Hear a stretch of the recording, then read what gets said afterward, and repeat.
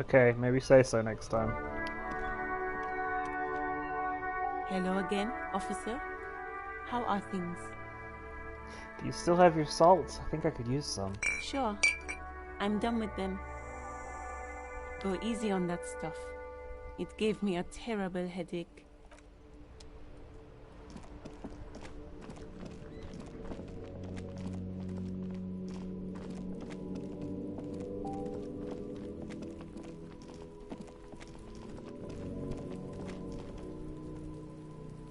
Like in the world or in general?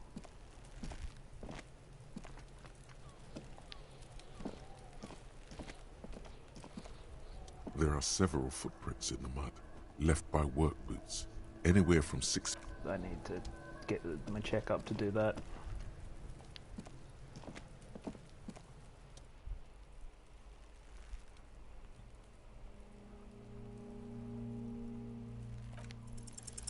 The ammonia only makes it worse.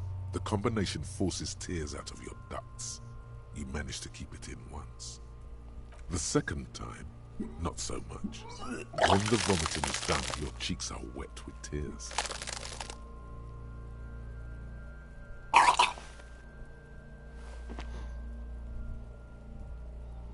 The ammonia didn't help at all.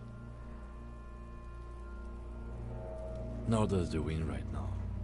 You feel the lieutenant pat your back rhythmically. The weight is reassuring, like a crenel on solid fortification. Pat, pat, pat. I've seen strong men turn themselves inside out for hours. You are facing tough odds here. Alcohol withdrawal makes it considerably harder. Why can't I keep it in if I've been a cop my whole life? I've seen captains puke their guts out. It never gets easier. You never get used to the smell. Every Monday is cadaver day. Throw up, investigate. Throw up, initial autopsy. Throw up, baguette. Pats your back again. Then drive to the station. Maybe throw up on the way there if you didn't bag the thing tight enough. You seem to be fine. I think I've lost my sense of smell. There's a pause. A white lie. Not being hungover helps too.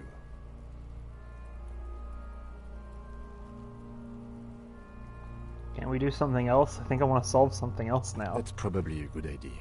Clear our heads. But before we can do that, He withdraws his hand from your back and looks you in the eye. you need to get your shit together. Okay. We should go talk to the locals. Find something else to do while the wind changes. It's pretty bad right now. Give it half an hour. Get yourself together. Then come back and have another go.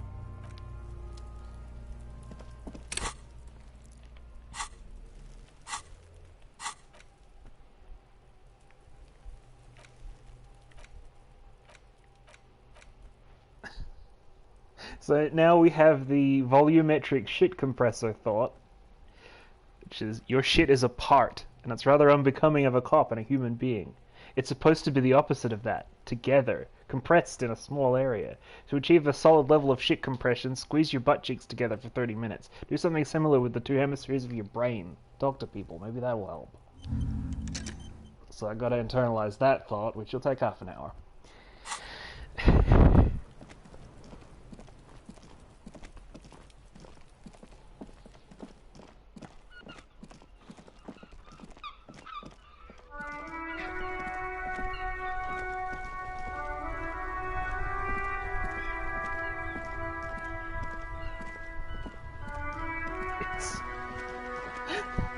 It's very much not literal. Okay, so we should start the stuff that happens here. It's like 4 o'clock. We've done none of the things you're supposed to do at the beginning of the game, really.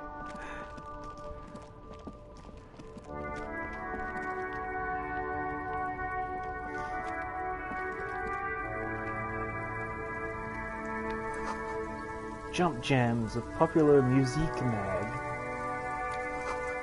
Glossy magazine, most able-bodied men. This just has a top 10 list.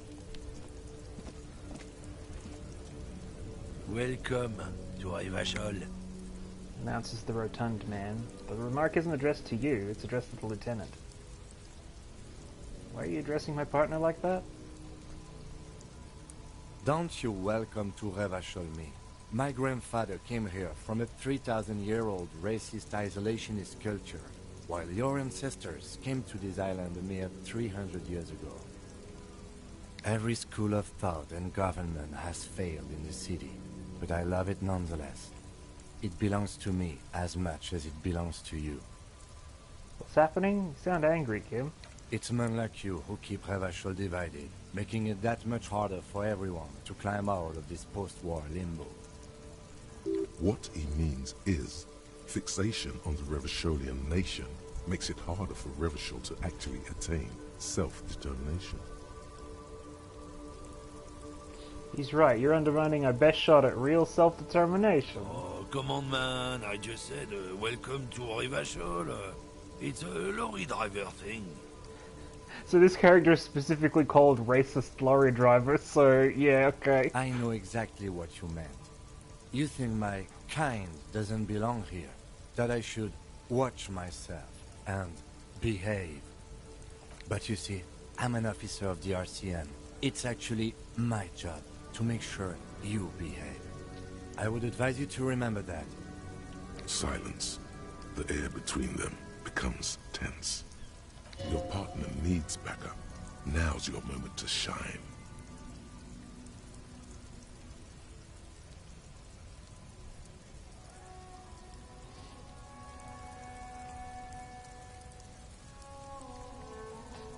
Fucking hey, Kim, I've got your back. Give a lieutenant a punch on the shoulder. You two make a cute couple.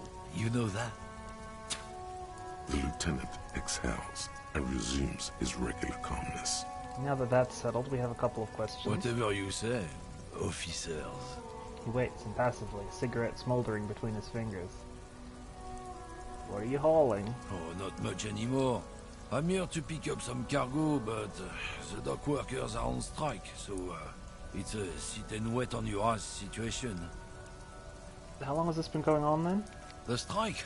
Oh, they've been at it for a while. A month, 2 months maybe. But this here is just the last week or so. What kind of cargo are you supposed to pick up? Apples. Apples is exactly the kind of thing you'd say if you had something to hide. Apples? Yeah, apples. I take it you had other questions?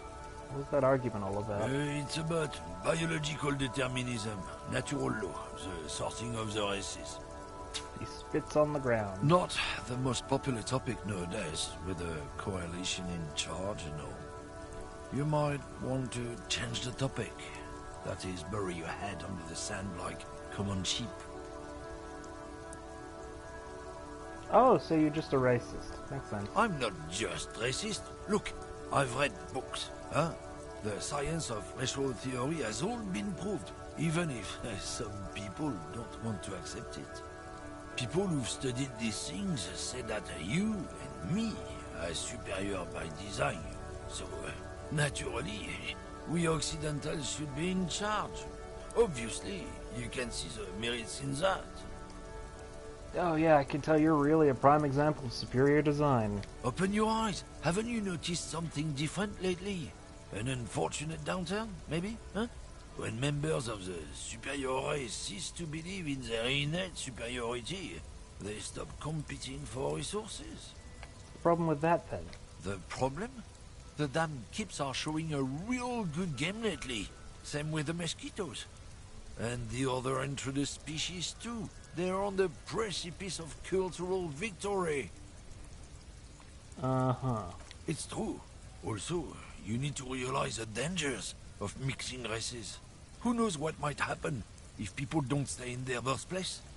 You might end up with a new sub-race, with unknown characteristics, leading to extra competition. That's why you've got to control the offspring. Yeah, I'm not down with this. Why don't you go fuck yourself? Don't push your luck, runt. Man gives you a disgusted look, then turns his attention elsewhere, ignoring your presence.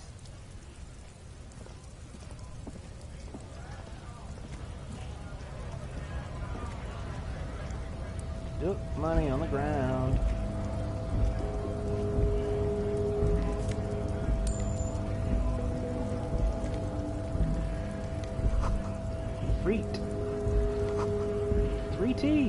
How idiomatic.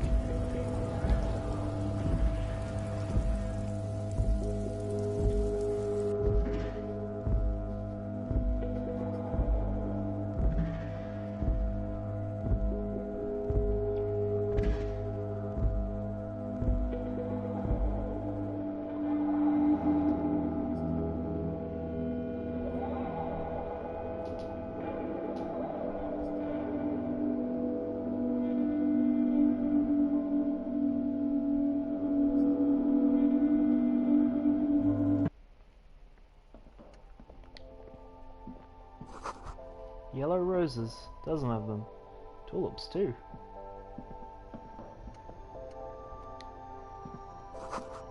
Melancholy pop song plays on the radio.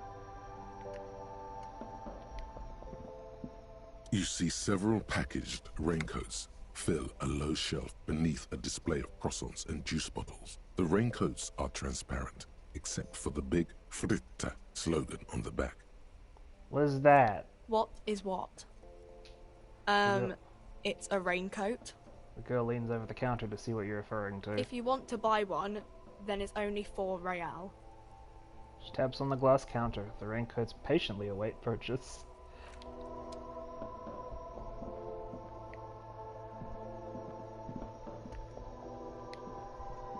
The tear machine stands in the corner. It says, 1 bottle equals 10 cents. Oh boy. What is this machine? Oh, that's the tear machine.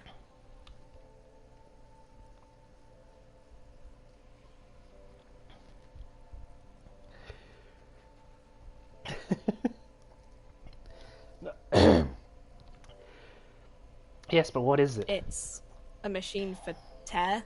You know, you find tear outside, like bottles or whatever, and put it in the machine, then it gives you money. I see, and how do I pick up tear from the tear machine? You need a bag. Sorry, I guess. got some in my We throat used to now. have some, but Ugh. we gave them all out, so feel free to use it if you find a bag, though.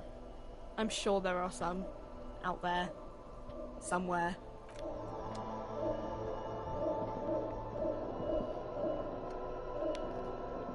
Welcome to Frit. Feel free to look around or something. Everything is out on the shelves. What's that magazine she's reading? Before we go on, what is this freet? I don't know. Frit? Why is it written with 3 T's? They think that the extra T makes it funkier. It doesn't. The story goes that normal Fritta with 2 T's, a men's workwear shop in Vredefort, was already taken. So when Fritta Retail Inc. grew into a multinational corporation, they had to add an extra letter to avoid trademark infringement. What magazine are mean you this? reading? She looks at the she looks at the cover, boasting a colourful photo of 2 girls kissing. This is Pop Stars. It's got, like, famous people in it. It's not for sale. Looks like it also has something called Police de la Mode, featured on page 34. This speaks to you. Forget all about that. What's this fashion police feature? It's where they rate different outfits famous people wear. It's kind of funny. They're kind of mean. It's about who's the most stylish. Who's the numero uno guy in there right now? And does he look like this? Point at yourself. Her lazy eyes scan up and down your body, assessing the situation. No, I don't think so. Oh. We are not the fashion police. We're the real police. Let's proceed. I have some questions for you. Okay. I'm not really supposed to be chatting to anyone, but Can you tell me anything about the dead body? I don't really know anything. I mean, I know it's there, but I haven't seen it, so Did you know the man who died? not really. Not really? Does it mean you knew him a little? No. I didn't know him at all. How long has it been there? I don't know really long. What do you think happened? I don't know. No need to worry. It's just standard procedure for us to ask around. If you hear anything, let us know, okay? Okay. Yeah, we're not gonna get much out of her.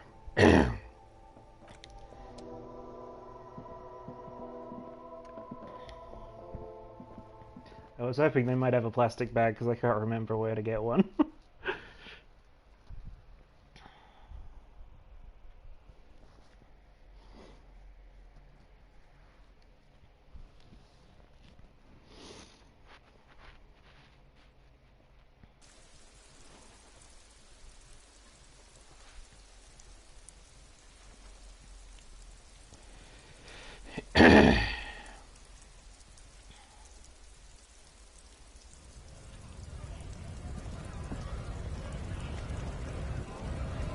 Alright, so here's the Dock Workers Union.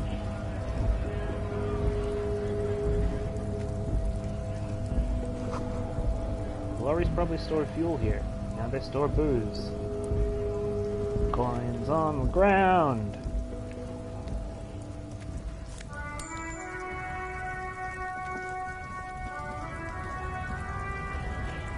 Got 9 entire dollars.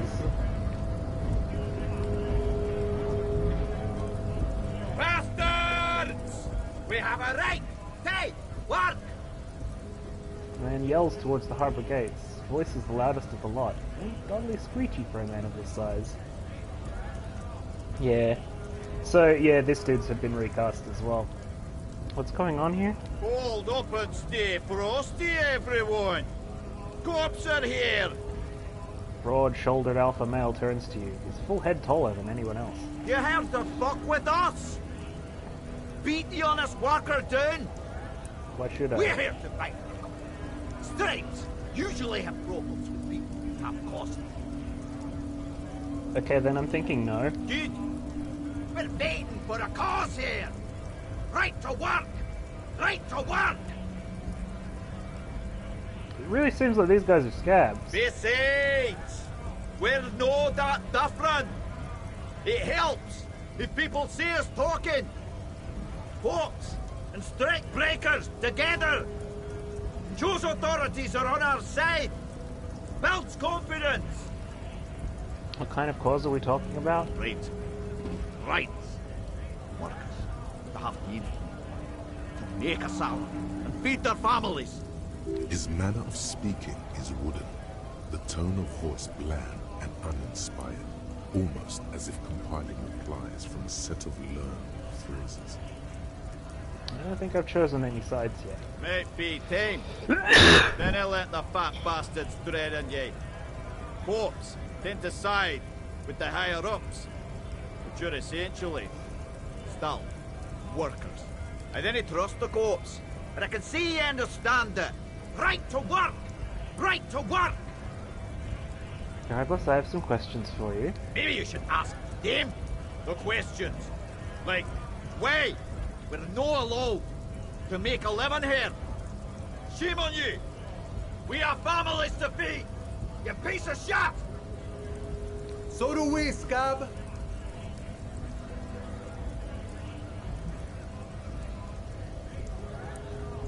I want to get into the harbor too. Have fun. Union shites are on full strike. Then they think they're gonna let you through the gates. You trying to meet their fat boss? I'm interviewing people about a murder that took place here, behind the hostel cafeteria. The booty murder. Play snappy and terse.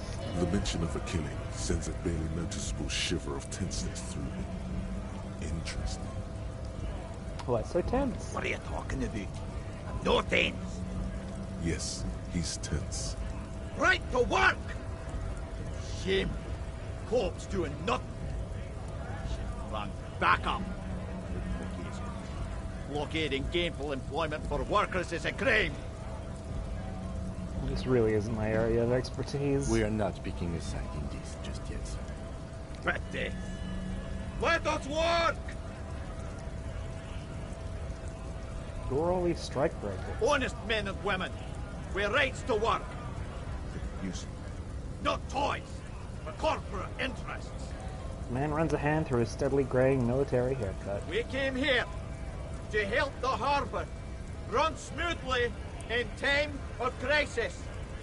If Union fucks, then they want to work. Oh, let in those. You do want work. I have a question. Why do all these men follow your leadership? Ye think they follow because of Bergantleid? No. They follow the rules of the market, the rules of the economy. Because they were given a job to do. You've been talking to him for quite a while now. Something is off with this guy. Ask him where he's from. Okay, I gotta ask, where exactly are you from? What? Ha. Hey. Ye. Deep-set suspicion drips from his every syllable. Curiosity. Going to figure out this strike mess. Bug. Mace. Caused by Union grade.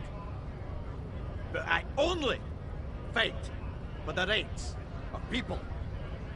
Every once in a while, it's like you can see glimpses of another guy under the guise of this fighter for jobs. He seems a more brutal, cunning, and suspicious person. Just a hunch. Or you just might be paranoid. Already got that. I'm interested in your background. They're all workers, eh? Workers start together. Came from the eminent domain in Jamrock. Backgrounds in odd jobs. Heavy lifting, cargo hauling. Bouncer work. I know it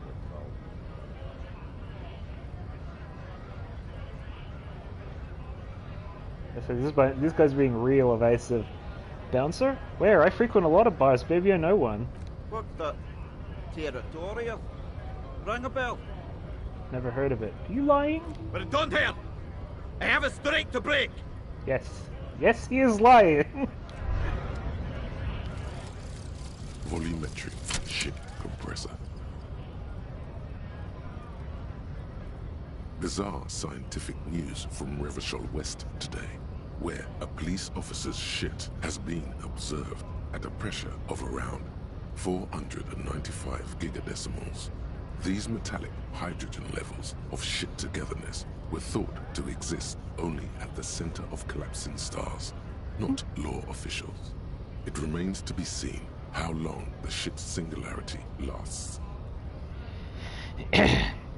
All endurance white checks unlocked. Learning cap for endurance raised to 4.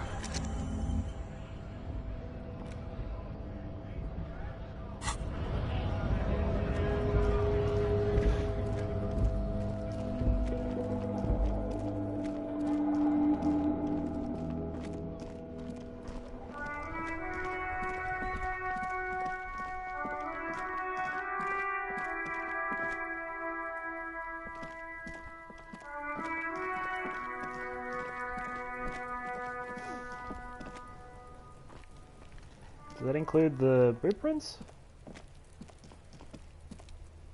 There are several footprints. It does in not.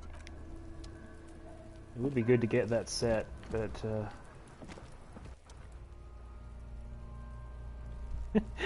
okay, so the check is now at 72%, which I get a +6 because shit is compressed.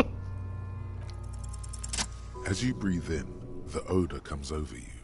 It's a smell of the mind telling you to run, and your stomach to wring itself empty. With your hands at your sides and your eyes squinting, you stand in it. Do they always do that? They do after 7 days, yes. We are deep in decomposition here. Step closer.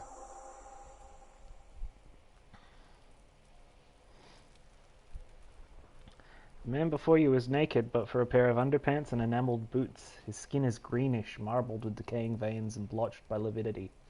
A fading web of tattoos covers his chest and shoulders. The cargo belt used to fasten him to the branch above appears industrial in strength. Inspect the boots. The material appears to be ceramic. Its clean white stands in stark contrast to the decaying flesh about the knee. The man wore thick polymer socks, probably for padding. A fine array of interlocking plates covers them. Delicate and fragile, they feel alien to the world around you, out of place somehow. These are clearly not boots. They're armor, possibly part of a larger set. It's not just boots, are they? They're armor. Indeed. Technically speaking, these are sabatons, not boots. With his notebook under his arm, the lieutenant crouches to inspect the soles. What kind of armor is this exactly? Ceramic plate. Zirconium dioxide, most likely. This is where the make would be. Where? Under the heel. Fair weather. Fair weather model T500 VE. I'm guessing that's vitreous enamel. This is advanced stuff. What happened to the rest of it? The locals probably scavenged it. It would be odd if he had more on after 7 days. We should keep a lookout for these pieces. The armor could yield information. Maybe he'll know something. Maybe he was just wearing these boots and there is no rest of the armor? No, he must have worn something precious underneath his clothes. They've removed all his clothes to get to it. They did not just strip him for the putrid rags. Where are his clothes? Have you seen any around? Someone could have cleaned the yard, but that's a question for the red hat thing. I hear you, cop, talking shit about the Kuno. Come here and say it to Kuno's face. Fuck you, Kuno. You wanna fuck me, huh? You wanna fuck the Kuno? What if they told him to strip before they hung him? To demean him? They usually hang them completely naked for that. La puta madre, the Mazda, the Besmerties and the like. This one still has his underpants. What? Are you trying to ignore me now, fuckface? Kuno, this boots shit is super boring and the guy's a total Victopaz. Material looks out of place here. It is. It's expensive. Lieutenant draws a line in the condensation on the ceramic with his index finger. We've requested similar material for our tactical units for years now. The constabularies deemed it too costly. In that time, we've lost 6 men to semi-automatics. How much are we talking about? For a full set, about 4 years of wages. For the northwest region of Revachol, an officer's average yearly income is 5,500 real, unadjusted for rank. Wait, my yearly pay is 5,500 real? Not too much, yes.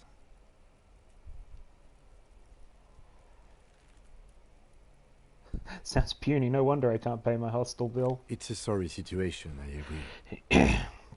How could this man afford such expensive hardware? That's for us to find out. My initial report on the area suggests he was a security guard for the harbor company. But that's just hearsay. These look pretty advanced for a security guard. I agree.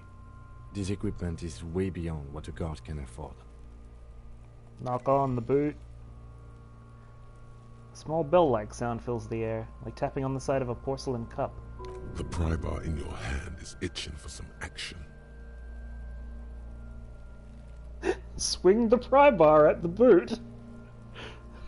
It's like needless intrusive destruction. I love that he's always got an option for that. Sounds fragile. It's anything but. This material is a kinetic redistributor. It spreads kinetic energy horizontally, from plate to plate, dissipating it entirely. See? Faint organic lines cover the plates where they separate into smaller ones. These plates then divide into smaller plates until there are hundreds of them altogether. Like whirls of floorboards, the design looks organic, influenced by highly resistant wood materials, like lignum vitae and ebony perhaps. What does this remind me of? If trees were made of porcelain, this is what their cross-sections would look like. Run your finger over the The lines. smooth, glossy surface fractures into ever more intricate interconnections, peaking on the right sabaton, where you notice. The whirls are in the shape of a letter and number combination, E50, 100, 1000. Looks like there's a serial number on the right sabaton. Good. Can you read it to me? Tips the drying ballpoint of his pen on his tongue. X5415 6745 678222. Let's lie. Why? Why do you want to lie, Drama? Drama, why do you want to lie about this? The truth, please. We have a make and a number. That's something. We can use the radio in my kinema when we're done. Either station can chase it for us. I didn't. But why drama? I've never had. I missed this part of the conversation before. I didn't get this detail when I did it last. So drama has never popped up and been like, let's fuck with him. Pull the boot off. This feels dangerous. Are you sure? Grab the boot under your arm. The stench fills your nostrils. As you push downward, an ominous creaking sound comes from above. Stop! Lieutenant's voice is sharp. He looks at you with the boot under your arm. Pig's gonna pull his head off. Brutal! Oh, this is a bad idea, isn't it? You're going to pull his head off. Do it, homo! Do Pull what? his head off. There's no point performing an autopsy if you do. We'll have compromised the coroner's case. Indeed. From this angle, it does look like the neck isn't going to take much more. Being dead for a week has all but liquefied his muscles. What are you trying to achieve anyway? Why are you hanging on to that boot?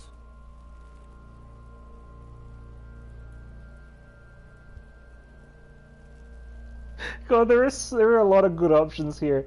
These boots would go super well with my bell-bottom pants. Are we not detectives? There may be clues inside the boot. You said they're expensive. I thought I could pawn them.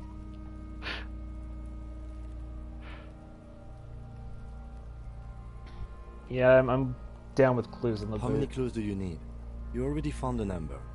Besides, there's no way you're getting them off. All the organic matter in his body has been flowing down into the boots. They are fused to his feet now.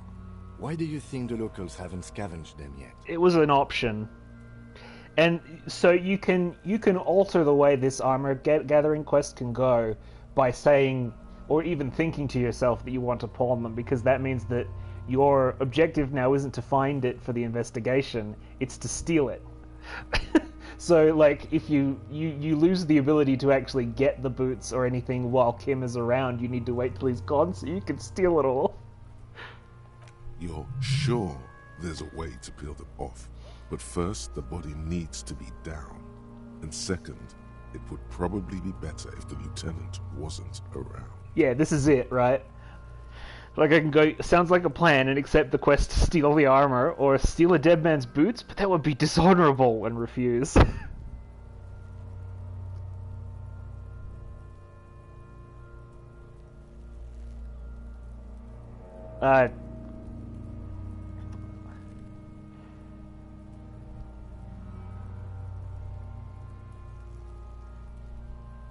Sounds like a plan. The anticipation makes you crack your fingers. Feels nice. Nice and cracky. What's going to happen to the boots, then? Processing will take care of them. With the situation in the morgue, it will yield nothing. But we must pick our fights. Should we continue? Back off and look at the corpse. Inspect the belt. The hangman's knot is pulled tight by the weight of the corpse below. Yellow, hard-edged polyester cuts into his neck. Above, a sliding buckle ties the belt to the branch. This is a steel-reinforced cargo lashing belt. Big brother of the regular cargo belt. It's used for tying cargo under 6-rotor airships. Don't ask me how I know, but this is a lashing belt used for airlifting cargo. Airlifting? I thought it was used on lorries for strapping cargo to them. Apparently this is the reinforced kind for air transport. My brain tells me so. The local harbor uses 6 rotors to shuffle containers around. I get the sense they use whatever was on hand, without paying much attention to not incriminating themselves. We're assuming dock workers from the harbor did it? The brief suggested as much, politically motivated by the ongoing strike. Did you not get a briefing? So, lie. No, they might have forgotten to brief me, or my past has undergone total annihilation. Nothing remains. My mother, my love of my life. Certainly not a briefing. Okay, you should ask me for one the first moment we get. I wanted to. So he's fine with. He rolls with it. They sure wanted him to stay up there. This rope is reinforced with steel wiring. I was afraid it would be. Thin steel wiring, parallel strands. This makes getting him down more problematic than I had assumed. How did they even get him up there? A noose is one of those things that's easier to use one way around. Points to the buckle tying the belt above the branch. Did they climb up using the kid's ladder? That ladder can't carry a grown man. I didn't see any splintering either, did you? I think they lassoed the branch, then pulled on the belt to close the buckle. Could be. The shape of the branch supports the theory. Inspect the tattoos. An intricate web of blue lines stretches across the torso. Pardon me. From the right shoulder to the solar plexus, each time they intersect, a small white star is formed in their crossing. Hundreds of fading asterisks riddle his skin. Their concentration is highest around his heart. His corpse is marked by stars. What will mine be marked by? Alcohol and heartbreak. Is this a national pattern? Of no nation that I know of. If anything, it reminds me of religious illumination, last or penultimate century. Men who live harsh lives often turn to Innocentic worship. But which one? I see no trace of a humanoid figure. We're missing something here. There you go. Sudden ring fills the air as the lieutenant pulls down the zipper of his orange jacket. He takes a thin piece of milled aluminium from his coat pocket and pulls it open. Sounds like a sword being unsheathed. A small lens appears. Some sort of camera. What's that? A Trigger Sunshine. Mini. Triggered is the world's leading manufacturer of intercommunication devices, primarily projectors. The camera before you looks familiar somehow. Shit, Kuno! What the fuck is that? An instant color camera. He produces two metal-capped ampules and clicks them into place on the side of the apparatus. The thin slot shines there. This is the first time he openly acknowledges the kid's existence. I have only 2 ampoules, so nobody move. I don't want to waste one. He points the camera at the corpse, peering into it. The lens needs adjusting, then... A sound, a shrill flash, followed by the breaking of a small ampoule of glass. You see streams of color pour onto the thick, glossy piece of paper, rolling out.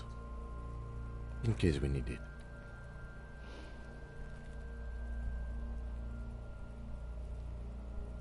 Cool machine. Yes.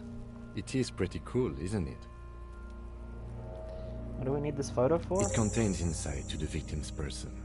By his build, I'd say this was a man of physical violence. The story he wanted his body to tell was important to him. It is his letter. To us. Someone should decipher it. We'll need to show it around. Can I have it? I should look at it later without the corpse smell. Sure. Just don't lose it.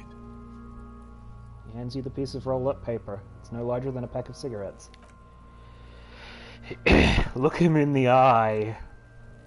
His eyes are milky white and blind to the world, protruding comically from their sockets. There's no one home, just subaquatic terrors there. Dark brown hair grows on his head.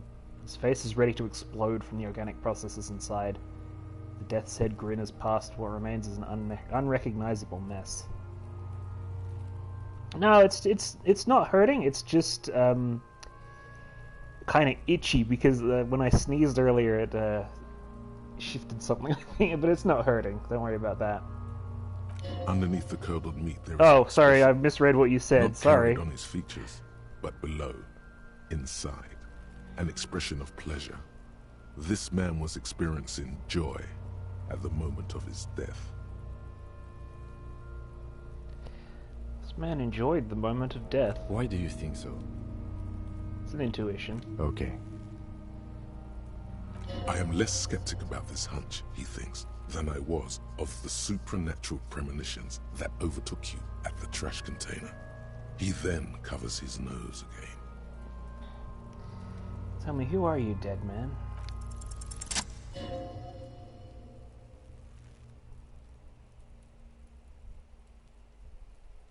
I'm gone. I can see you're where have you gone? Into the wild pale yonder. Where is that? In the past? Way out west? I can see you're gone, but who are you? I'm a joke. Look at me. You are now, but who were you when you were alive? A killer. A motherfucker and a killer. We're talking to the corpse. What is happening? What do you mean? I'm talking to you. It's the power of your... Then he stops and black frothy liquid starts bubbling on his lips. Imagination.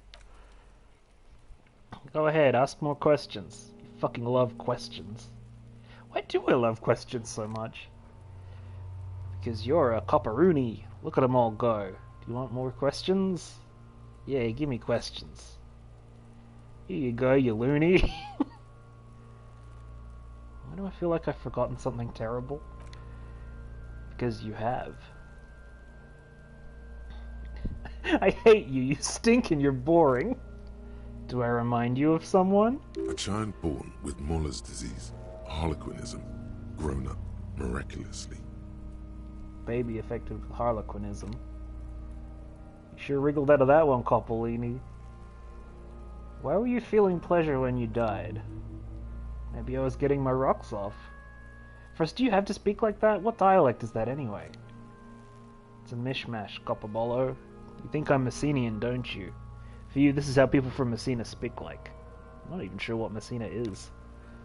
Well, I'm not from Messina, am I? My hair is too light a shade of brown. Trust your inner racist. What are you, racist now too? You think I am. You think I was a racist because this lump looks military and has tattoos. That's called profiling. This is challenging! So you were feeling sexual arousal when they were hanging you? Do I look like the autoerotic asphyxiation type to you? Yes. Captain Coppodromo, I feel we're drifting away, fixating on sexuality again. Let's go with a simpler question. He didn't choke himself. You know it. Enough. Squint and take a step back. As you narrow your eyes, the monster before you blurs into a violent mess of green and pink. This is a trick. You've done it before. Pink is where the blood settled in the first hours post-mortem. You can use it to see if the corpse has been tampered with. Does his position at the time of death match the discoloration? Observe. Only the lower extremities are pink with a dash of blue. His fatted hands, thighs, and his neck are just above the noose. The rest of the corpse appears dark green in the cold spring air. His face and hands are pink, thighs too. I see it. His neck too. The lividity goes right up his chin.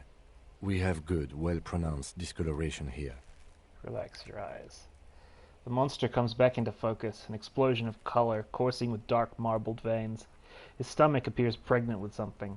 Black liquid streams down his thigh and onto his boots. So, what do you think?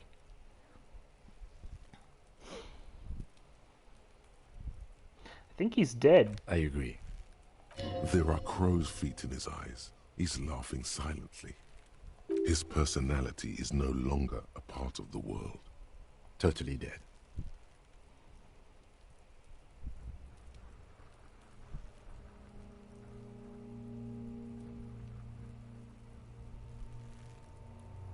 This Buster's not coming back. No siree. Shakes his head. I think he was upright after death. His hands, feet, and neck are discolored. Agreed. Especially on the neck. The belt acted like a tourniquet, keeping the blood in his head. The hypostasis supports a hanging. Could it still be he was moved after death? There's always a chance. We should check for ligament marks on his neck to see if they're in tune with the belt. We'll have to get him down first. Something coming out of him. Pool of blood and feces is eaten into the frozen mud below the man's feet. Purge liquid is dripping into it drop by drop. The victim appears to have contained no more than half a kilogram of digestion at the time of death. The fuck he's saying? Talking about shit.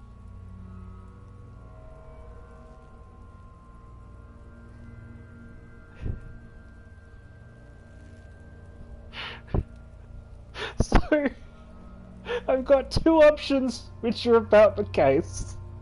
And I've got a third option, which is to yell at them both. Goddamn right I'm a fucking...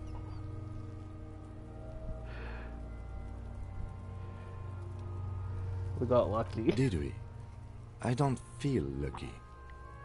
He's beaten up. See the bruises? I do. Most of them are post-mortem. Maybe even all of them. The delinquents have made our jobs harder with their little sport. Stop talking in riddles, coin slot. It means you fucked him up good, Kuno. Fucked him up brutal like. Back off and catch your breath. So, how do we get him down? Are you sure we finished the preliminary examination of the cadaver? We might miss some of these things once he's done. We've been thorough. Do you have a plan for getting him down? The steel-reinforced belt presents a unique challenge. I brought chain cutters, but I don't see a good angle of approach to the belt. He doesn't actually think the challenge is unique. He thinks it's frustrating, annoying, and harder than he thought. The cadaver is a good 1.2 meters up. Neither one of us can reach the belt without assistance. And even if we do, there's the question of cutting the airship strength material.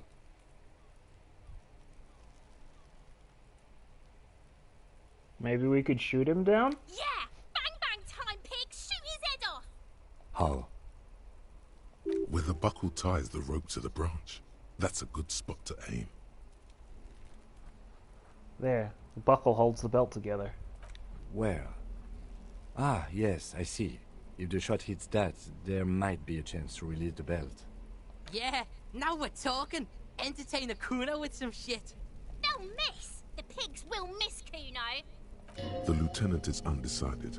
On one hand, he wants to shoot some gun. On the other, it's an awfully stupid idea. Take the shot, Lieutenant. What's the worst that could happen? I'll blow his head off. Take it! Take the shot! Yeah, take the shot. Kuno wants some of that shit. Silence. With his elbow sharp, the lieutenant unzips his jacket and produces a lightweight firearm. He drops a paper cartridge in the barrel, separates the scouring stick, and gives the cartridge 5 tucks. That's a Kiel A9090 Armistice, mass-produced muzzleloader, ascetic, frugal, one of the most common firearms in the world. He then steps back and assumes the fellow's stance position, taking aim. The corner of his eye twitches. His finger is on the trigger. Shoot that motherfucker down. He's gonna fucking miss! The kid's voice is drowned in a shrill blast that echoes off the walls of the surrounding tenements. A cloud of smoke slowly parts in the air as the lieutenant steps back and says to himself, God damn it. He feels bad about it. About his eyes mostly. Just having bad eyesight. Probably from a young age. Whatever you do, do not console him. Fucking idiot! Mookaba asshole! Kuno could have hit it easy, but then Kuno's not fucking handicapped, is he? Try again, maybe? No, we are lucky as it is. We didn't break anything, and the victim remains uncompromised. He looks around at the windows overlooking the yard. Any more mistakes could put us in an unfortunate position with the locals. We have eyes on us. I didn't do us any favors with that. It's okay, man. Kuno's sorry too. Kuno feels sorry for the Beano Cloud. The lieutenant doesn't say a word, just looks at the gun in his hand. What now? I have to say, it's beginning to look unlikely we can get him down without assistance. Can I have the gun? I should try. It's bad as it is. Us shooting firearms like punks. He pauses, then shrugs and proceeds to load the pistolet. Go ahead. I'm not stopping you. Just don't lose it. The piece shines in his outstretched hand. They only have one gun! This is the sorriest pair of pigs Kuno's ever seen. Take the gun. Take it, you fucking banana boyka! Take it and shoot yourself in the mouth! Feel the weight first. The cold piece of bakelite and gunmetal is surprisingly light. Your finger fits right through the guard, instinctively resting on the trigger. The fuck are you waiting for, Kuno? Tell him to shoot himself in the mouth! Point the gun at the belt. The buckle comes into focus in your sights. You stand with your feet planted firmly on the ground and your left hand supporting your gun arm. Why don't you just shoot yourself in your mouth? At least you won't miss. Okay. Here's a dark option. Point the gun at Kuno S.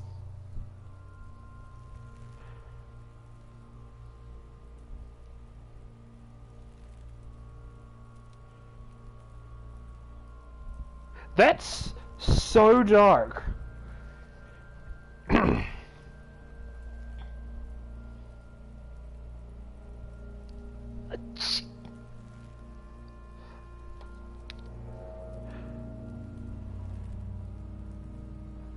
Close your left eye. Your field of view narrows. The branch slowly moves, becoming entirely two-dimensional. The metal buckle glimmers, catching the noon light as the corpse slowly rotates. The slow movement of the branch in the wind, and your shoulders directing the gun sink up, dancing hypnotically. Look, he's crying. You gonna cry now, fucking faggoty? It's always giving me this option to point the gun at her.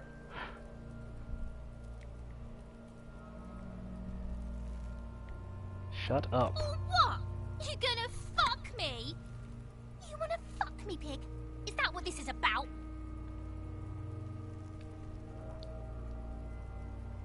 Like, part of me... Jesus, that's so dark. Alright, let's roll the bones on this. Damn it. I've already fired. A plume of smoke erupts from the barrel. Your hand goes numb from the explosion. With your ears still ringing, you lower the weapon to see what happened. You missed the belt, but hit the corpse straight in the chest. Bits of ribcage protrude from the skin. No blood, only a murky sludge dripping down his belly. Sudden stink makes your eyes water. Oh my god, he's gonna fucking cry. I knew it. What a mulka. There's something wrong with your weapon, Lieutenant. It keeps missing. And the last one is start crying. You're sensitive.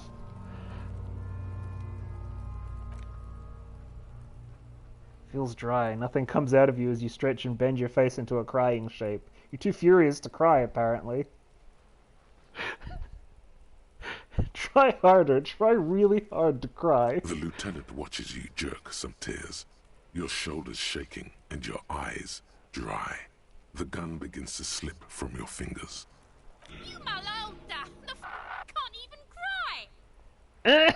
The lieutenant gently picks his gun from your hand and holsters it. We still need to get him down, somehow.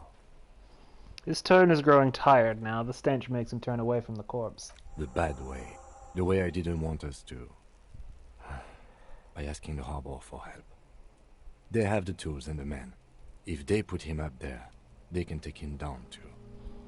How do we get inside the harbor? From the gates, by negotiating or fighting. I'm unenthusiastic about fighting. Or we can try to find some secret third path. It's unlikely though. To the gates. Let's negotiate. Let's get to it then.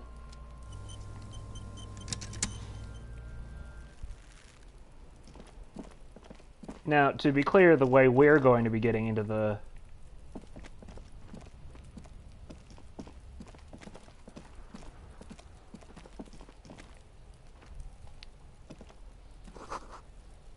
winch mechanism has been oxidizing for some years. I mean, I could. Seriously, in a little while the game's going to be like, oh, day's over, and then it's going to take us back to the place where we're going to do that anyway. Oh, I do need to pop my level up too. Drop a point in Esprit de Corps so we can get the tie. No, it's not. It's Savoir-Faire that does that, isn't it? Where that? Here? There's a Savoir-Faire check. There we go.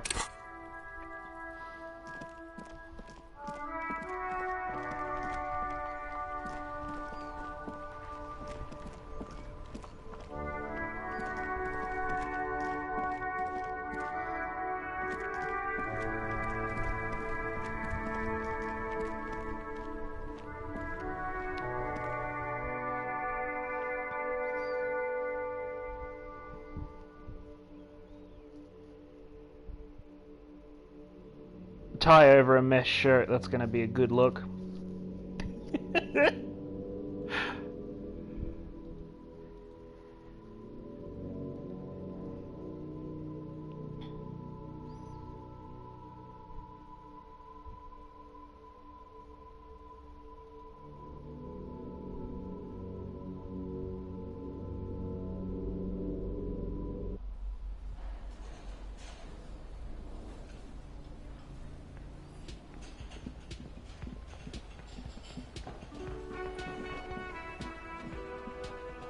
Alright, I know you're really, really there for the tie. We'll go and get the tie.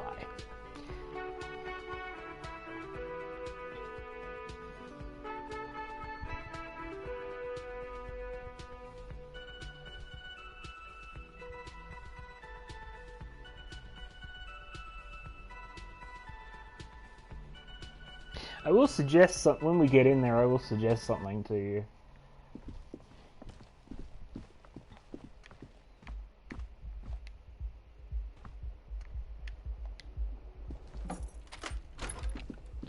So the tie is hanging from the fan, and we woke up directly under it. That's a lot like a noose, don't you think?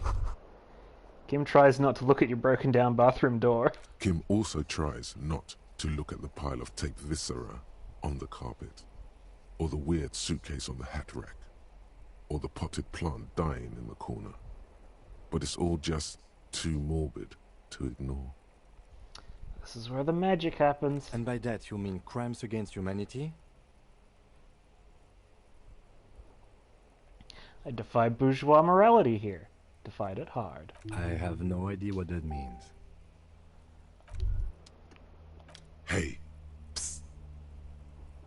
Look around. Psst. Hey, you. Who, me? Yes, you. Word on the street is you're ready to start building communism again. Again? Yes, you're ready to start building communism again. You've built it before. They've built it before. Hasn't really worked out yet. But neither has love. Should we just stop building love, too?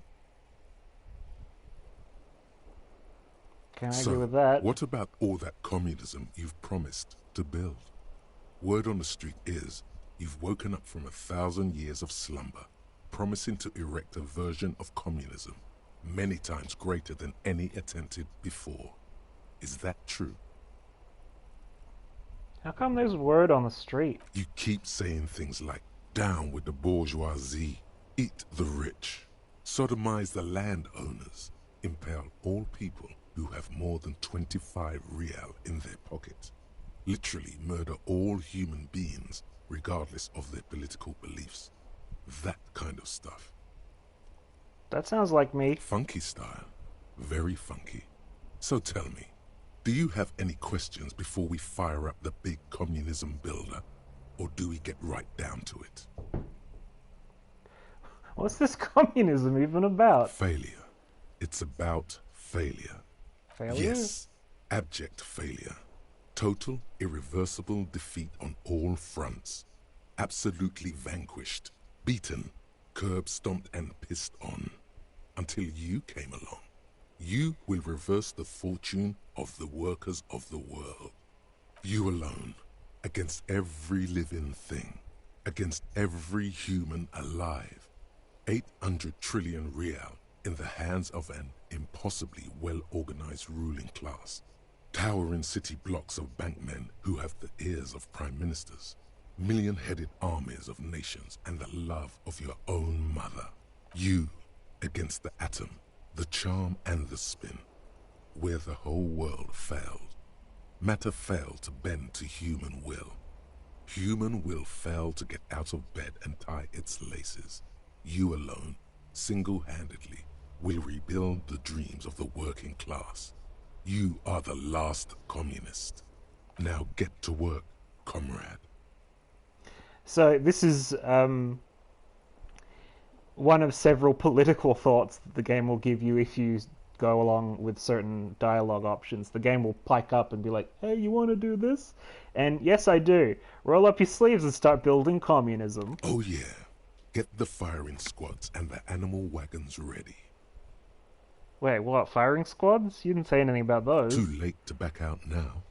You can't make an omelette without breaking a few million eggs. Roll up your sleeves further and breathe in the pristine air.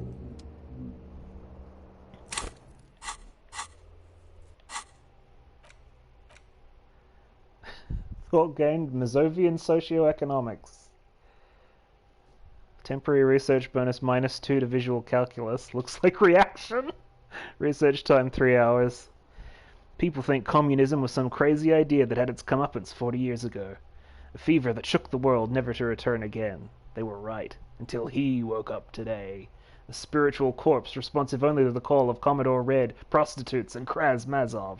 For him, communism is still a thing. He will single-handedly raise the commune of O2 from the oceanic trench where it has been resting, covered in ghosts and seaweed.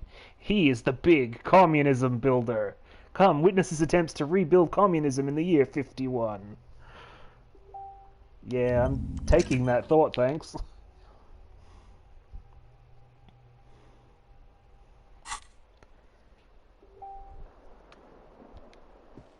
This fan has 2 chain pull switches. No, I know what the fan's Or got on it. has it been consigned there as punishment? You feel as though this creature is your friend. You swoop up and catch the tie. Snap. It's released from the blade. Warning, warning. The necktie is no longer contained. I mean, I'm a communist now. I've got the communist thought. I'm doing communist things. It's communism time. What you have in your hand is a fantastically colorful tie with 4 or 5 different patterns. The knot reminds you of a noose. If it's your friend, why was it up there? Who ties their friend to a ceiling fan? Maybe this thing is dangerous somehow. An ominous, foreboding feeling fills you as you look at the tie. There, I got the tie.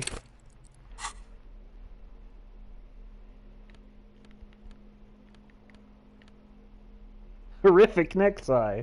+1 to Inland Empire. The necktie is adorned with a garish pattern. It's disturbingly vivid. Somehow you feel as if it would be wrong to ever take it off. It's your friend now. You will betray it if you change it for some boring scarf. +1 to Inland Empire.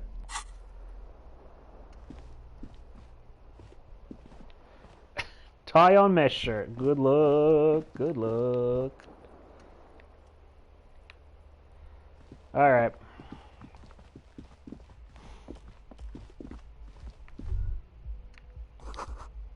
Nothing on the front page rings a bell. Strange. The necktie? Oh, Inland Empire? It's my imagination. It's the imagination voice. It's perked up a few times.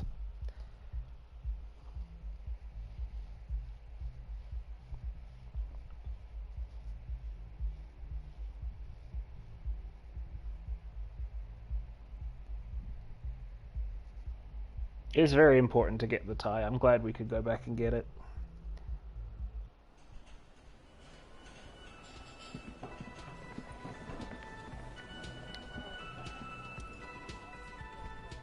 Can I help you? Is the trash container out back yours? Mine? No, it belongs to the Whirling in Rags. Thank you for clearing that up. Why do you keep the container locked? Definitely a distinction worth keeping in mind, yes. Because I thought it was personally your dumpster. Why? To keep the hobos and drunks out. That's why. And the neighbors too.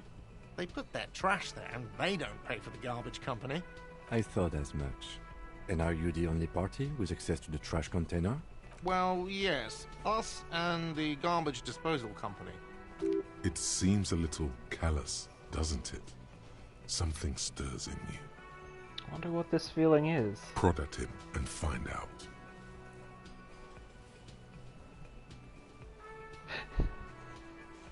What if I told you I am a hobo? Or soon to be one, rummaging through the trash? Would you keep me out too?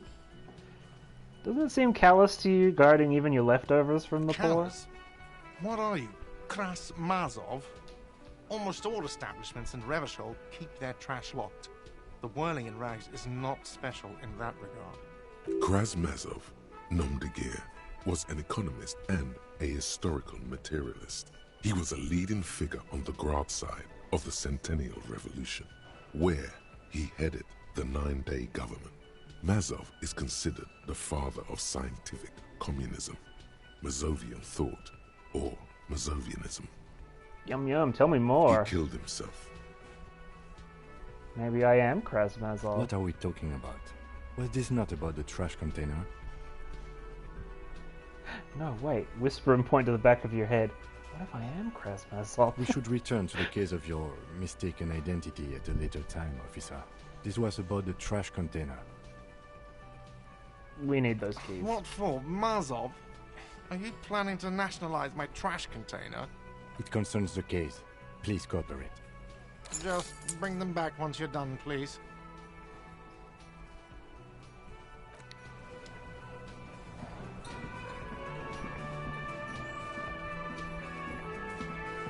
Doors open.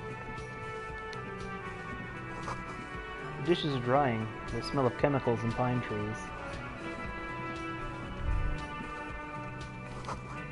An aroma of spices, alcohol, and tomato hangs in the air.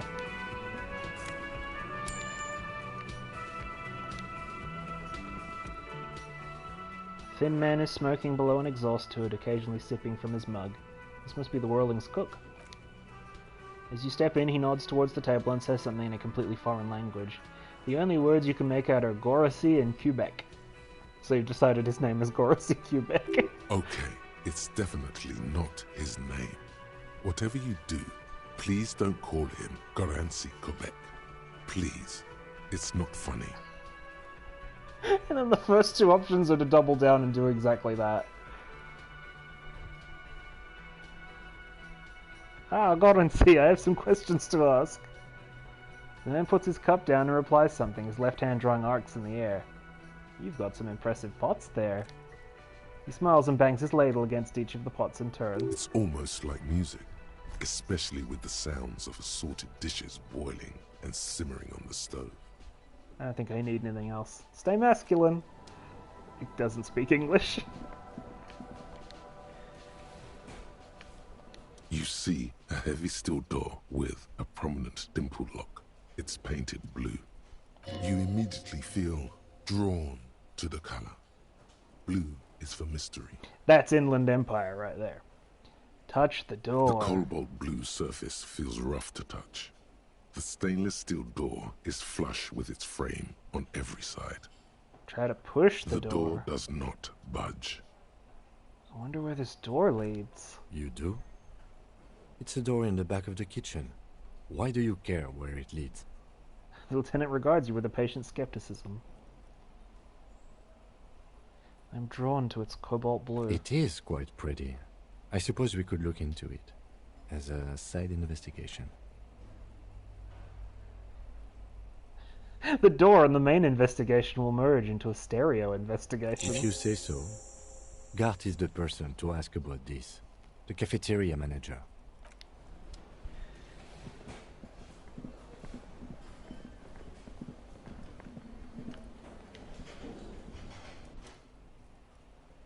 What thing? There's a mysterious blue steel door in the back of the kitchen. Oh yes, that door, sure. There's nothing mysterious about it. It's just a door. Do you know what's behind it? Do you have... No, I don't have a key. I don't know how to get there. And I don't care either. It's not like I've been wondering about it for 10 years. It's just a frit warehouse, probably. Or some boring storage space with a bunch of old junk and dust. Junk and dust. He runs his finger along the counter to check for dirt. He's attempting to maintain an air of indifference. It's absolutely not convincing. I think you'd like to know what's back there. Fine, okay, a little. But my job doesn't leave me time for wondering about one locked door in one of the cafeterias I manage. So, I haven't opened it. I have cleaned the whole place 100 times over, though, after the animals. And I haven't found a key, so good luck with that. Saw a sign that said the mess hall was reserved for the Union? Yes, not the whole damn Union, thank God. Just the nastiest and loudest faction. They come here in the evenings. Dumb, unruly types. Think they're big shit. But they're good customers. They place big orders and always pay on time. He hates the Union, but grudgingly recognizes its power over him. So he's directing his frustration at you instead. Retaliate. It's a shame you've got to suck up to the Union to stay afloat. I don't. I'm simply providing a service, or really facilitating the offering of services to paying customers, and It doesn't matter. I don't have to explain myself to you. We should find out who this Lord faction is, occupying the booth. Loudness means talkative, and we need info. We don't. We have to wait. They'll show up sooner or later. Men get hungry, even men on strike. You glance at the clock on the wall behind the manager. Huh. It's after 1600. The sign says reserved starting 1600. Why isn't anyone in the mess hall? Good question. They're probably getting drunk or protesting something somewhere. Or laying low after the, you know, lynching. Whatever he may feel about you, he can't miss the opportunity to throw you a look of what he assumes is shared understanding. Go with it. Nod sagely. Yes, I think I see. Yeah. The Union guys think they're untouchable. They probably fucking killed that guy or something, and now think they can hide out till it all blows over, and it's fair weather again in Martinez. I have a feeling we'll make their acquaintance sooner or later. What? By the way, you should come back to this thing-based questionnaire if you see anything interesting in the whirling later. Okay. So we got our key. Though not the one to the blue door, which is very tempting to me now.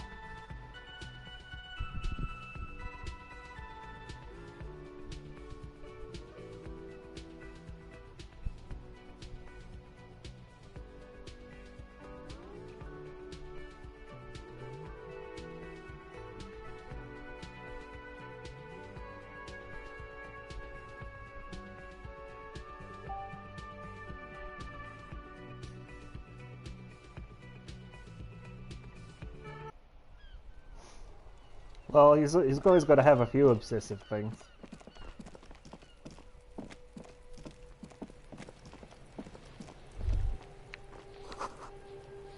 The logo of the municipality of Revachol. This trash container is locked. The sliding lid has a padlock that says, He can't with a well-oiled speak English, so the lock pops open. It should now be possible to simply raise the lid. Don't. Maybe you shouldn't. Maybe you shouldn't. Of course you should. This is your time to shine, Hobocop. Dive into that dumpster for extra content. Didn't I just have a premonition that there's something in there? There is, but you won't like it. Sweat forms on your brow. Your hand is still on the lid. Open the lid. The smell of rotten food rises to greet you. You see soggy cartons, dirty rags, and organic waste.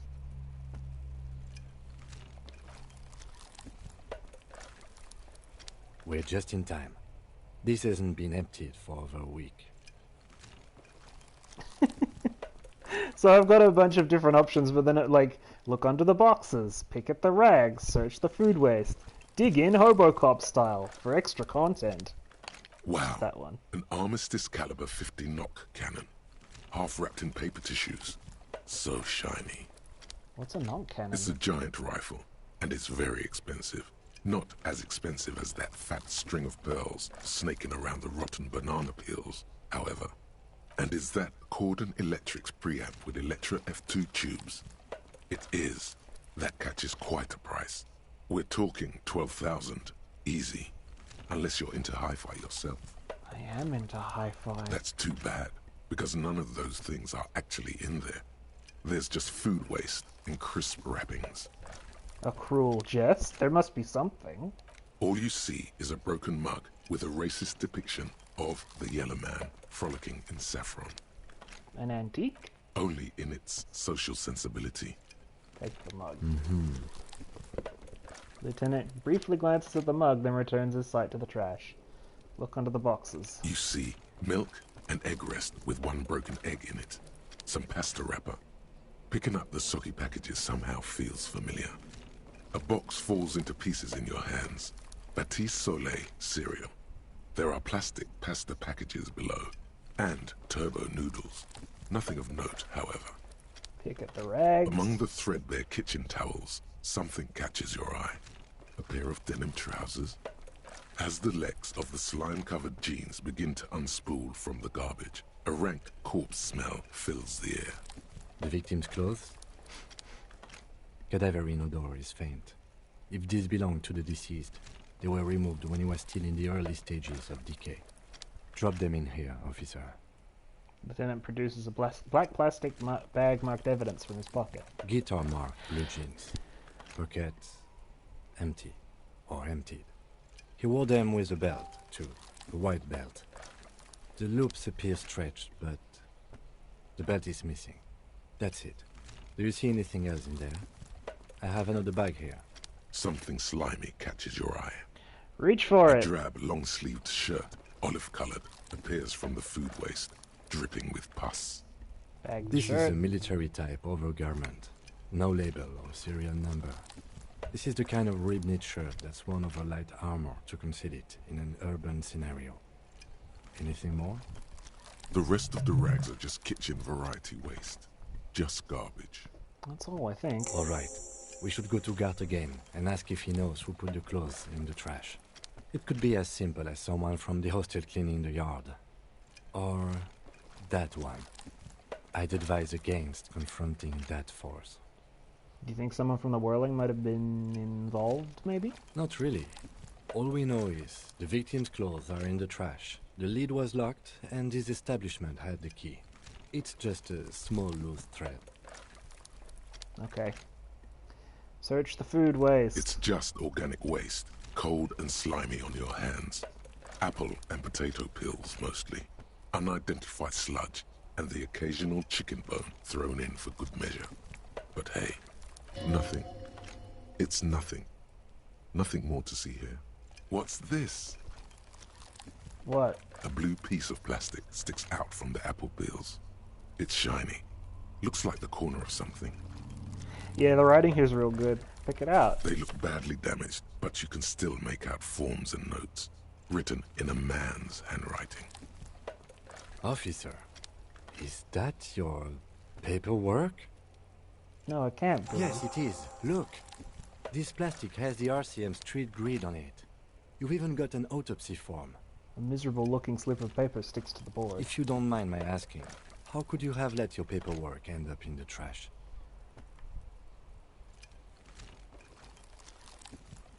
I think I didn't want to be a cop anymore. That's why I tried to flush my cop life down the toilet. Well, He doesn't know what to say. His eyes express a rare condolence. Then he picks it up. lucky we found it. You should take stock of what remains, just to be sure some has not made it into the hands of the RCM's adversaries. Organized crime and the like. There might have been police secrets in your notes. Okay, I'll do that. It would also not hurt to start taking notes on the case. Now, tell me what your eagle eyes see. Or are we finished? Yes. The container sounds a muffled gong. That's one thing off the list. I think we got it all. Open the lid again. No. Hey, so we've been monitoring you internally, and now we know your Copo type. Wait, there are copper types? Yes. Guess what's yours? Cool cop? No, you're the sorry cop. The cop who's sorriest. Let's make it official then, shall we? Huge lack of enthusiasm going on in here. Won't the other copper types get jealous? What? Jealous of the sorry cop? I think they'll be fine. Don't worry. They'll be super, super fine. It'll be totally okay.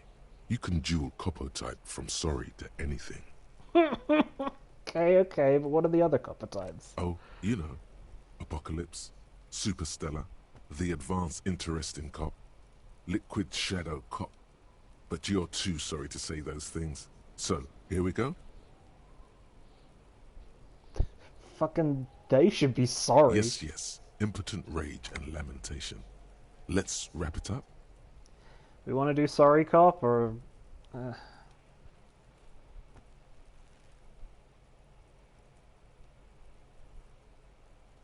Alright, we'll do it. Of course you are. It's okay. See if you can get something out of this, like info. Or maybe every time you say you're sorry, you get $1 million. That won't happen. It's okay. Like, there are other ones, but... like, I've already gone past the check for a superstar cop. I can't get it back. And the only other one is Apocalypse Cop, which we're not going to do that.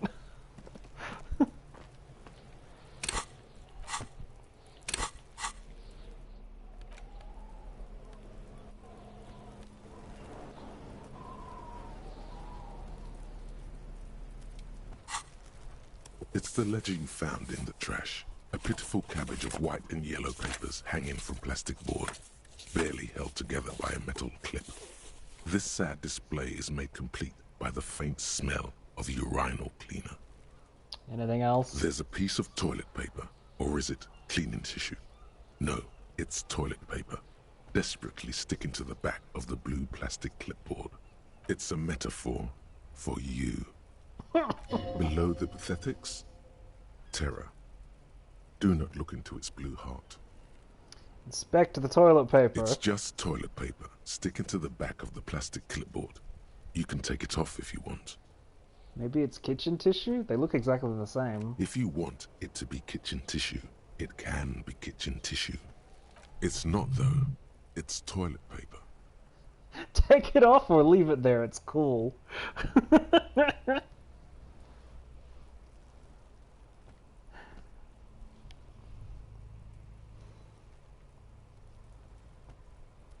Is it fashion toilet paper, hon, or are we taking it off?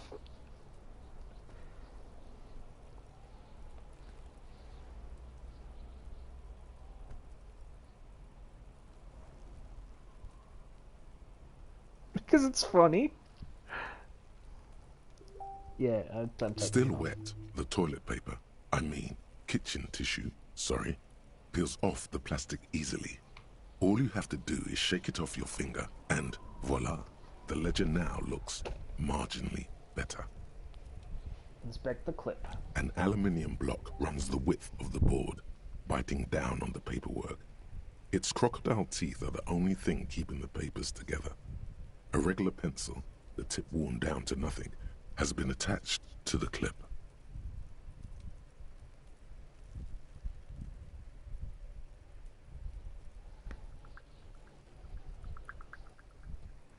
Run your finger across the aluminum.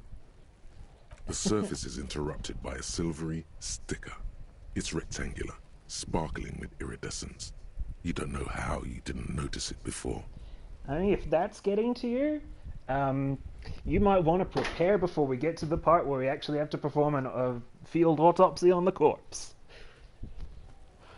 Because that is some of the most delightfully gross writing I've ever seen. It is similar to the RCM watermark on your blazer the lieutenant mentioned. Didn't he say something about the headlights of his motor carriage?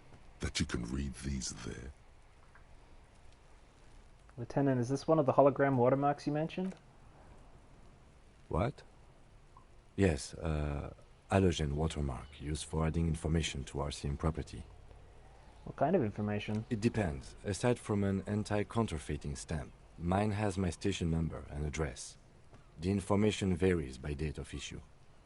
Maybe yours will have how many cases you've solved. How many years you've been on the force, he's thinking. It'll have that. How can I read it? Any capable light with the right wavelength will do. Mention the headlights of your Kanima? Yes, RCM vehicles have headlights tuned especially to reveal halogen watermarks. This means you can read the watermarks if you just turn the lights on. That's all, thank you. Okay. While a bunch of sodden papers sag from the clipboard in your hand, it's a sorry sight. Browse the white papers. They're not exactly white. They're yellowed in patches by sunlight and alcohol, and covered in dense blue handwriting. Ink escapes into watercolor patterns, reaching its tendrils across entire pages. The paper itself is checkered, with faint red lines, forming short paragraphs. Once in a while, there's a red stamp that exclaims, "Case files commit to paper." The case files themselves are plenty. You count more than 100 sodden, crumpled up, earmarked pages falling apart in your hands. They appear to be sufficiently organized and extremely dense, if mostly illegible. What is in there? What are they about? Work, strife, poverty, the Jamrock Quarter. These are handwritten logs of investigations dating back to January 51, this year. The exact number is hard to estimate due to missing pages and an odd naming convention. But there are at least 20, maybe 30 cases undertaken, not completed, mind you. It's the middle of March. You have attempted 2 cases a week on average. Is 2 cases a week a good caseload, Lieutenant? Huh?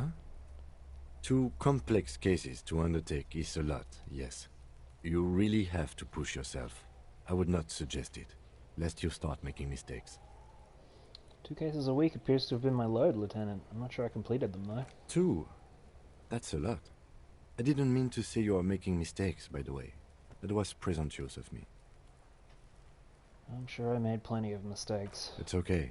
We all make mistakes. God knows I've made my share. He tries not to think of them. Like a fan of gills, the checkered papers dry in your hand. The handwriting is extremely dense, if mostly illegible. There was mention of a naming convention here? Yes, it appears you employ a, shall we say, robust yet literary system. Each investigation has its case number written on the margins. Yet, still more tellingly, most are accompanied by a name. A title, one might say even. One that draws inspiration from snoop fiction and vespertine cop show staples.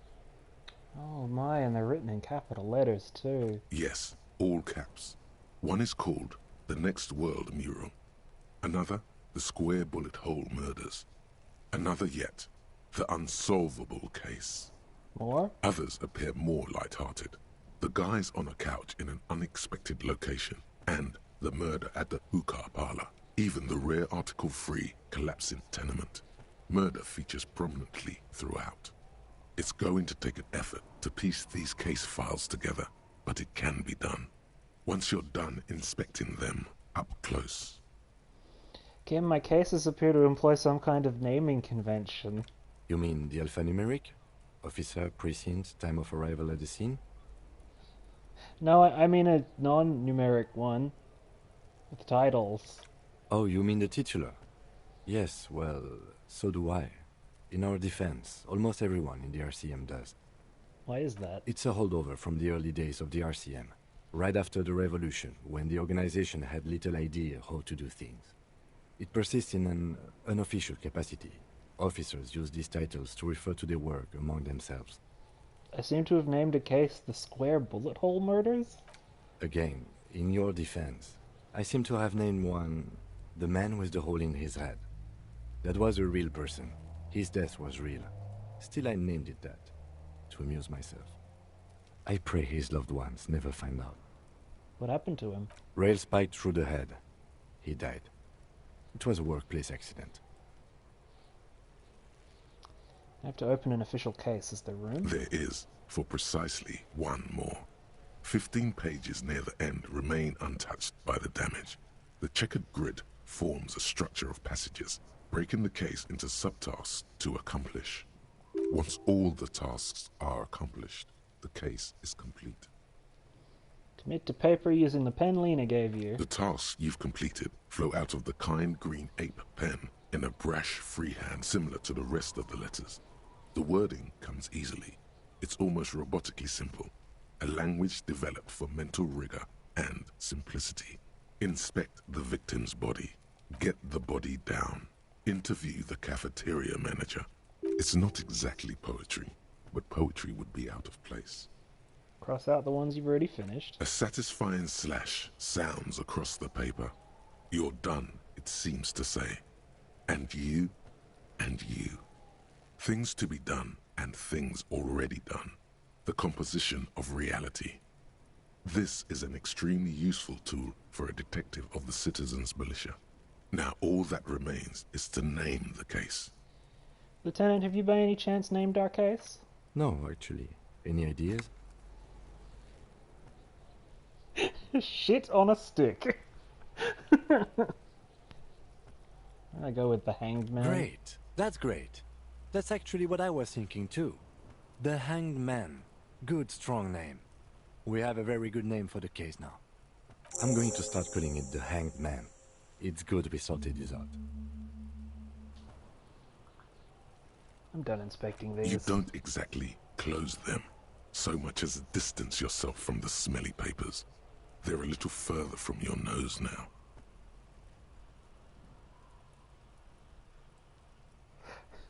There were a lot of name choice. Logic medium. Can I read the case files now? Yes, you can piece them together using the alphanumeric code on the margin. It always begins with HDB41, then date of initialization and time of arrival on the scene, followed by the title. For example, HDB 41120111700, the next world mural.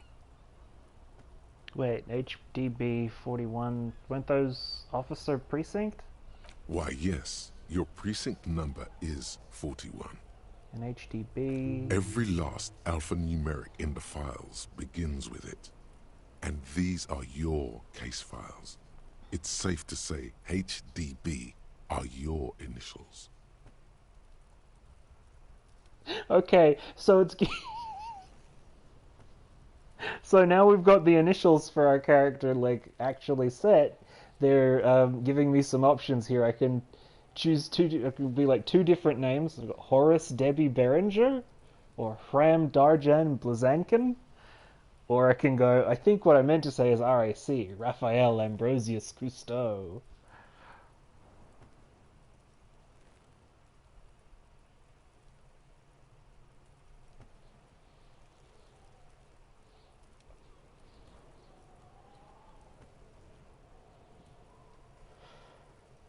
Oh, there's like this is one of the problems with this game is there's so many jokes I want to do and I can only do one.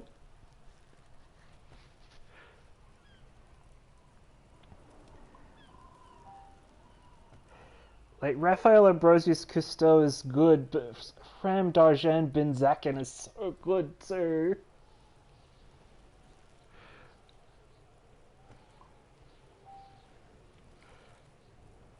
Fram Darjan Benzakin it is. Yeah, no.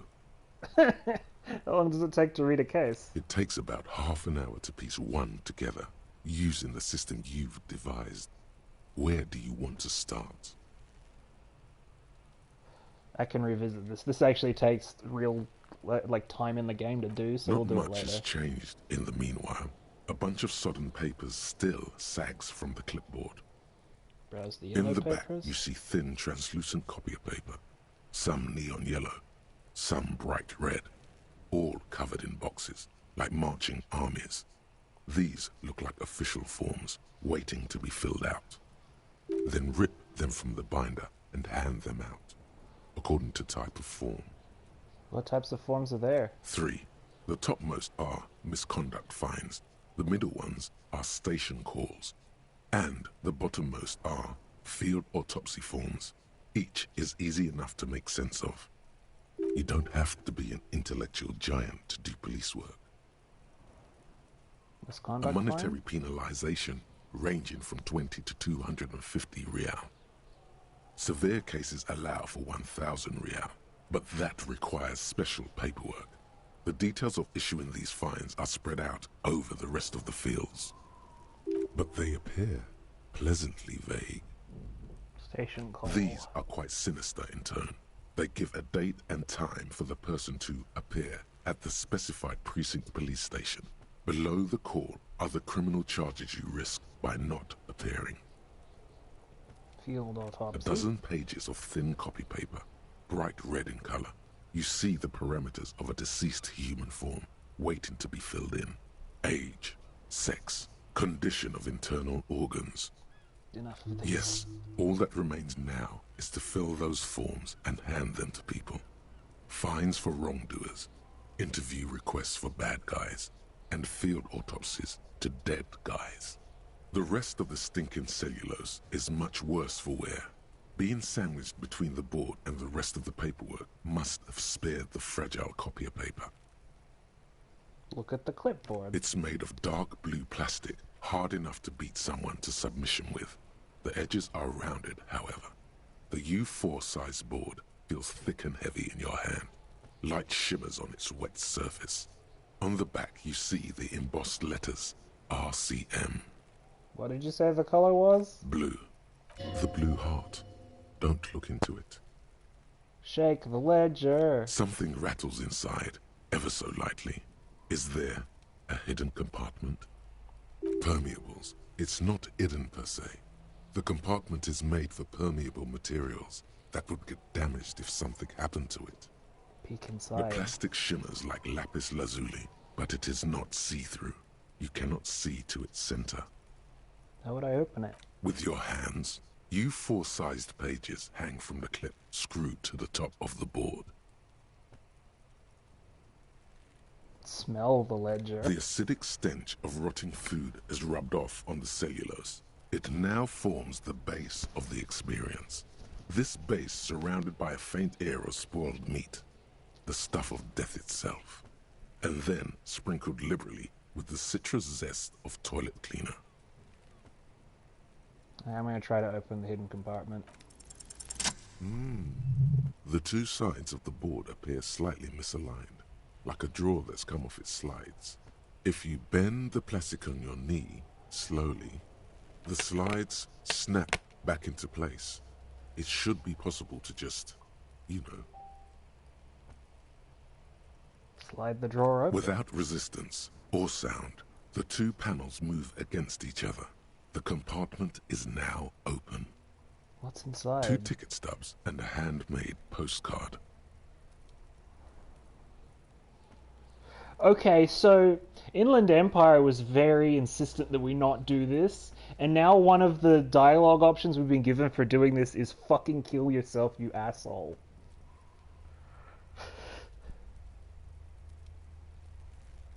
Pick up the ticket stubs. 2 octopuses are smiling, reaching their tentacles toward each other in the colored pencil drawings.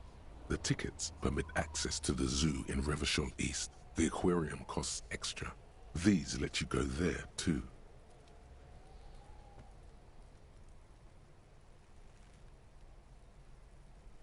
Pick up the card. Thin wax paper has been glued to a piece of cardboard. Sounds like leaves rustling when you pick it up. You see violet flowers, floral patterns, patches of glue. Smell it It first. smells of chewing gum, apricot flavored. A touch of cinnamon, the end of summer. You think the label says tutti frutti. Open it. Familiar handwriting lines the inside of the card. Looped, round letters in a woman's hand. A young woman in her 20s. There is care, effort, and a smile, you think. Although that is not something you can read from someone's handwriting. Harry, it begins. You're already reading. I wanted to write you a letter so you can read it when you wake up. Maybe it will make you happy. Throw it away, please. But it will make me happy. A merciful wind blows in from the bay of Revachol, dusting the ground at your feet and raising newspapers far away. You feel the card slipping into it. Hold on to it. Read the Your card. hands shake, holding onto it. Every morning when I step out, you're asleep behind me. It says, I find a little piece of sadness in me. I carry it in my chest down Voyager Road. Every step I take, it grows. By the time I reach the fuel station, it has filled me entirely. I step onto the light rail and look back. Sparks fall from the bow collector. I know it will be like this until late afternoon, when I get off the 42 and walk back to you. Keep reading. You. Every step I take will get lighter. It almost makes me run. Sometimes I do. I can't believe I met you. I can't believe the happiness I feel with you. You have a vast, vast soul, and I will always, always, always come back to it. Keep Kisses, reading. kisses, kisses. You feel the air sucked out of your lungs and the blood sucked out of your head. Everything around you gets dark. Small white dots appear.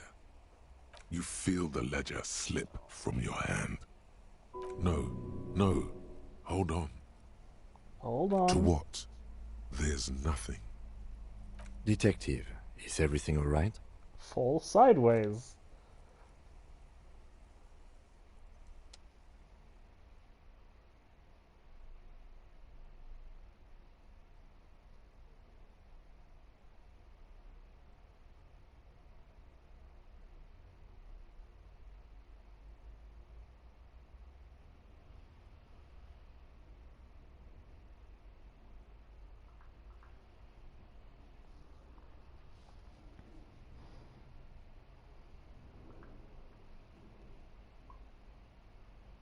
Yeah, I broke detective.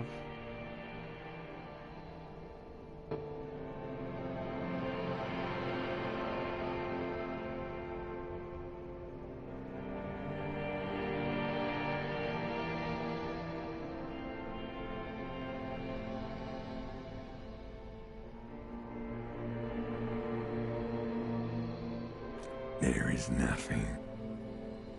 Again. Nothing? Nothing, sad brother. No treachery, just blackout. Just lie there, passed out. Well, almost nothing. There is the ground below you, that's still there. And the small light that's on, fluttering somewhere in the basal ganglia. Who's that? That's me. Blue eyes, that's me. Who was that? Who was what? He speaks of the sickening longing, the unwell emotion. Even in the darkness he's grasping for it, still trying to hold on to the great sorrow slipping in the water. Slimy. No, that was cool. I'm cool. The cool when you're dead, brother. Here in the paleomammalian cortex we call it the shadow, because it's always there. Thought gained white morning? Where is Voyager Road? There is no Voyager Road. There are no roads, no houses, no lights in the windows. It's all on pause. Was that the X something? The bloated corpse of the past resurfacing? No, it was beautiful. Beautiful. Believe me, stupid ape, its lack of beauty was not the problem. Enough. Just lie there motionless. You think they would let you? Until you disintegrate into biomolecules? No. Someone is breathing on your face now, inspecting your pupils, stupid idiot. What is that? It's cold. Yes, they're pouring something on you. Something in you. And It's delicious. Glowing lights on a dashboard emerge out of nothingness. Where am I? In the upholstered cabin of Lieutenant Kitsuragi's motor carriage, seated on the driver's basket. The air is thick with leatherworks and heavy fuel oil. Cold water runs down your chin. Drink. Water. Lieutenant is extending a small canister to your mouth. Drink. The water is cold, silvery, the stuff of life itself, as it pours down your parched throat. The pounding in your head recedes. The darkness parts. Drink. You haven't drunk water in 2 days. Did you know the human body is not made to survive on alcohol alone? You need a secondary form of hydration. Drink. With greedy gulps, you down half a liter of cold water. Some of it spills on the driver's seat. The lieutenant pays no heed to it. What happened? I should ask you the same. You were reading your paperwork. Then you passed out. I carried you to my kinema to take you to a hospital. Then you came to. How long was I out? 10 minutes, maybe.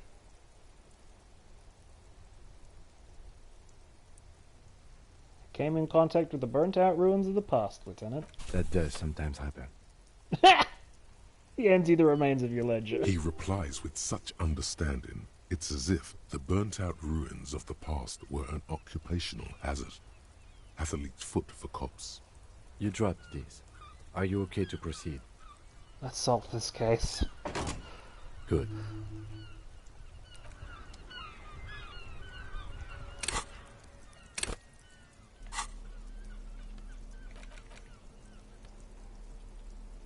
Ledger of failure and hatred. This is the same ledger you found in the trash, only worse somehow. It makes you think about the letter, about the woman's handwriting, about not wanting to get out of bed in the morning.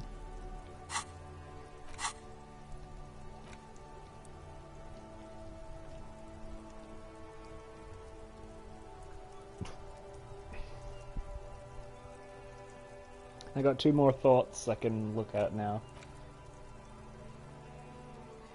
Rigorous self-critique, temporary research bonus -1 authority, embarrassment to the party. You one sorry piece of shit, cop penitent, flagellant cop monk, This is not the right line of work for you. You should be groveling at the feet of feudal lords, providing lurid evidence against yourself at Mazovian show trials, or ripping the flesh from your back with a cat o' nine tails. Whatever made you this way, you can be damn sure it was your own fault. Do it. Really criticize yourself. Who knows? You might uncover something of importance from your guilt-ridden past. Yes, I need to get going anyway, but I'll read these thoughts before we go. White Morning, which is the one we just got. From that, whatever that was. -1 authority, little guy gets further and further away. That was me. I was that's the description for rigorous self-critique, which is the sorry cop thought. You see yourself from above. You're passed out on the blue tiles of the hotel room floor. Even from this distance you can see your eyelids flutter. There's the mention of what? Great white object letting out its sweet smell like a lily of the valley. The little man's forgotten its name, but he still remembers the feeling. And look, he moves. The feeling animates him. He instinctively reaches out for the feeling's best friend, a bottle of Commodore Red, puts on his disco clothes and gets smaller and smaller. So...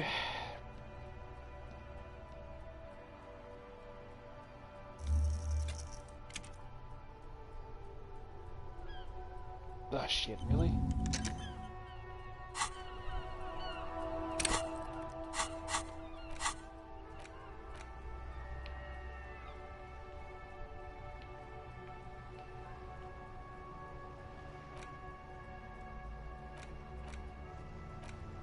Let's try putting White Morning on. I don't know what it's going to do. Unlock a new research slot. Well, that's what I'm trying to do.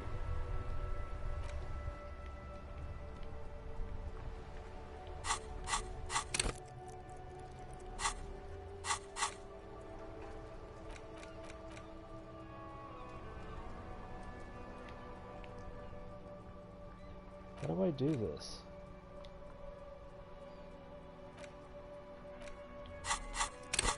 I do have a skill point ready, don't I?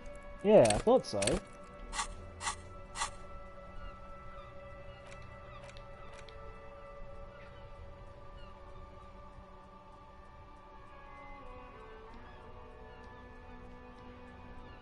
Ah, here we go. Unlock.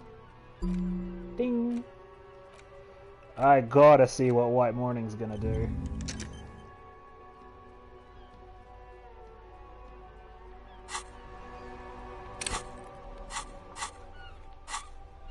Okay, good. Alright, that's it for today.